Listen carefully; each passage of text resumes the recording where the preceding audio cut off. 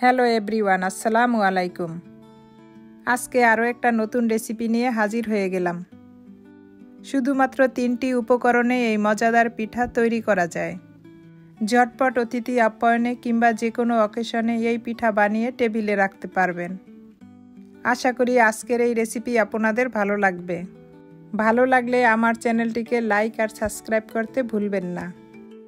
আর কথা না বাড়িয়ে মূল রেসিপিতে চলে যাই। প্রথমে ডোটা তৈরি করে নিব। এই জন্য 1 কাপ ময়দা নিয়েছি, আর দিয়ে দিব স্বাদমতো লবণ, আর তার সাথে দিয়ে দিব হাফ টি চামচ ভ্যানিলা পাউডার। এবার সব উপকরণ একসাথে ভালো করে মিশিয়ে দিয়ে দিব 1/3 কাপ বাটার। এবার ময়দাটার সাথে বাটারটা খুব ভালো করে মিশিয়ে নিব। এই পিঠাটা বাটারটা দিয়ে ডোটা তৈরি করলে খেতে বেশ ভালো লাগে। চেষ্টা করবেন বাটারটা দেওয়ার। ময়দাটার সাথে বাটারটা খুব ভালো করে হাত দিয়ে ডলে ডলে মিশিয়ে নিতে হবে।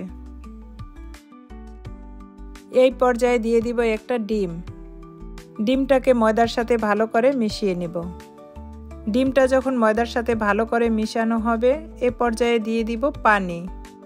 পানির পরিমাণটা বুঝে দিবেন, একবারে পানি দিবেন না।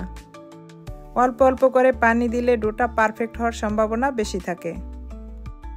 এভাবে অল্প অল্প করে পানি দিয়ে ডোটাকে হাত দিয়ে ভালো করে ডলে নিতে হবে। এভাবে ডলে ডলে ডোটাকে রেডি করে নিব। আমার ডোটা অলমোস্ট রেডি।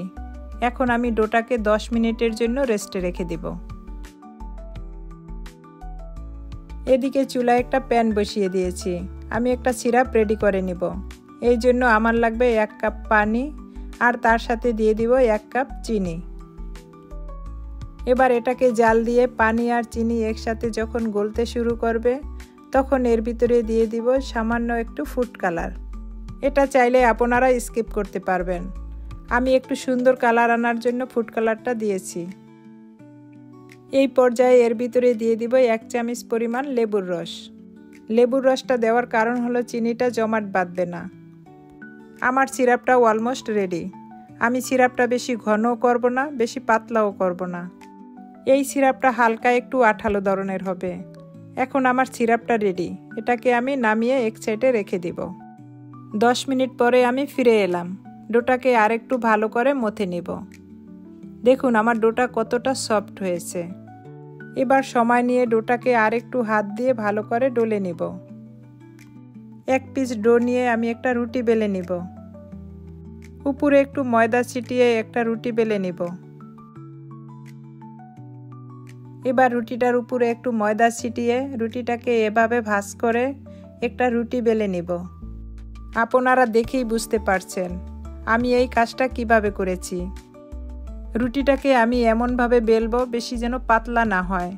এই রুটিটা বেশি পাতলাও হবে না, বেশি মোটাও হবে না। আপনারা দেখেই বুঝতে পারছেন আমি রুটিটা কতটুকু পাতলা করেছি। এই ধরনের একটা কাটার দিয়ে আমি সাইডটাকে স্কোয়ার শেপ করে কেটে নেব। একটা রুটি থেকে আমি 4টা পিঠা বানিয়ে নিব। এরকম স্কোয়ার শেপ করে আমি রুটিটাকে কেটে নিব। এবার প্রথম রুটিটার মাঝখানে এভাবে সমান দাগ কেটে নিব।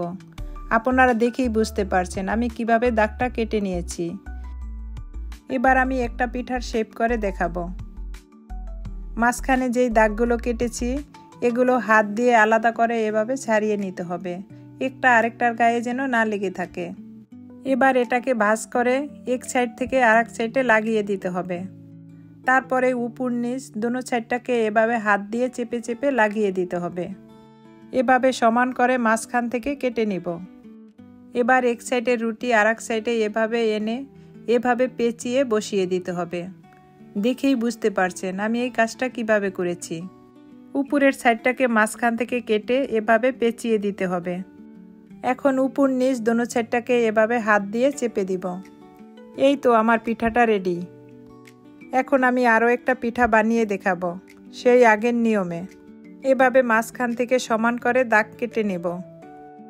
এভাবে হাত দিয়ে ছাড়িয়ে একটি লেয়ার আরেকটি লেয়ার থেকে আলাদা করে নেব। এই কাজটা এভাবেই করতে হবে। তারপর এটাকে ভাঁজ করে নিতে হবে। ভাঁজ করে নিয়ে মাঝখানে সমান করে কেটে নিতে হবে। তারপর এক সাইডের রুটি আরেক সাইডে এভাবে এনে এভাবে পেঁচিয়ে পেঁচিয়ে একটা শেপ বানিয়ে নিব। কাজটা একদমই সহজ। এটা যে কেউ একবার দেখলেই বানিয়ে নিতে পারবে। এভাবে একে একে আমি সব পিঠাগুলো বানিয়ে নিব। সব পিঠাগুলো বানানো হলে আমি এগুলোকে ভেজে নিব। আমি একটা ফ্রাই প্যানে তেল গরম করে নিয়েছি।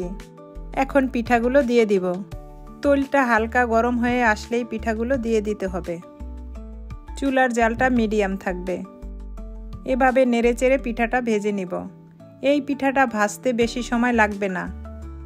পিঠাগুলো গোল্ডেন কালার হয়ে আসলে পিঠাগুলো তুলে নিব। এখন আমার পিঠাগুলো রেডি। এভাবে আমি সব পিঠাগুলো ভেজে নেব। এবার পিঠাগুলোর গায়ে সিরাপটা লাগিয়ে নিব। শুধু একবার উল্টিয়ে পিঠাটা তুলে নিব। সিরাপটার ভিতরে বেশিক্ষণ ডিপ করে রাখার কোনো দরকার নেই। এই সিরাপটা মোটামুটি একটু ঘন থাকবে, তাহলে দেখা গেছে পিঠাটা অনেক সময় ক্রিস্পি থাকবে। এভাবে আমি সব পিঠাগুলো ভিজিয়ে নিব। এবার একটা সার্ভিং ডিশে সব পিঠাগুলো তুলে নেব। সার্ভিং ডিশে তুলে নিয়ে আমি গার্নিশের জন্য কিছুটা হোয়াইট তিল দিয়ে দিব। তার উপরে কিছুটা পিস্তাচিও দিয়ে দিব। এটা দেখতে যেরকম সুন্দর লাগবে, খেতেও তেমন টেস্টি লাগবে। এরকম ইউনিক পিঠা যদি বানিয়ে টেবিলে রাখা যায়, তাহলে সবার চোখ তো এই পিঠার উপরেই থাকবে। এটা দেখতে এতটাই আকর্ষণীয় যে দেখলেই মন ভরে যায়। এই পিঠাটা এতটাই ক্রিস্পি আর টেস্টি যে 2-3 দিন মুচমুচে থাকবে। আমার এই রেসিপি যদি ভালো লাগে, একটা লাইক দিয়ে আমার চ্যানেলটাকে সাবস্ক্রাইব করে আমার চ্যানেলের পাশে থাকবেন।